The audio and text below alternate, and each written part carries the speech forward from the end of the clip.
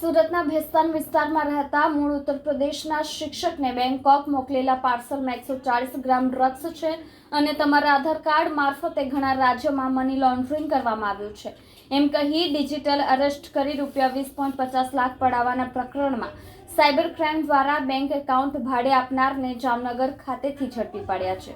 ઉત્તર પ્રદેશના વતની અને હાલમાં ભેસ્તાન વિસ્તારમાં રહેતા 46 વર્ષીય શિક્ષકને અજાણ્યા નંબરથી વિડીયો કોલ કરી બ્લુ ડાર્ટ કંપનીના કર્મચારી તરીકે ઓળખ આપી તમે બેંકોક મોકલાવેલા પાર્સલમાં 140 ગ્રામ ડ્રગ્સની સાથે 5 પાસપોર્ટ, 3 ATM કાર્ડ, 1 લેપટોપ વગેરે મુંબઈ ક્રાઇમ બ્રાન્ચે કબજે કર્યા છે।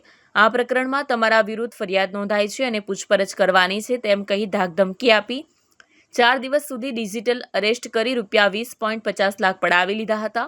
આ પ્રકરણમાં સાયબર ક્રાઇમ દ્વારા ટેકનિકલ એનાલિસિસના આધારે નવાડ હુસેન, દાઉદ માણેક અને શાહનવાઝ મહંમદ સિદ્દીક વાધાની ધરપકડ કરી છે। ઉલ્લેખનીય છે કે બંને જણાએ પોતાના બેંક એકાઉન્ટ ઠગ ટોળકીને ભાડે આપ્યા હતા। છેતરપિંડીથી મેળવેલા રૂપિયા તેઓના એકાઉન્ટમાં ટ્રાન્સફર થયા બાદ રોકડ ઉપાડ્યા હતા। હાલ પોલીસે બંનેની ધરપકડ કરી કાયદેસરની કાર્યવાહી હાથ ધરી છે।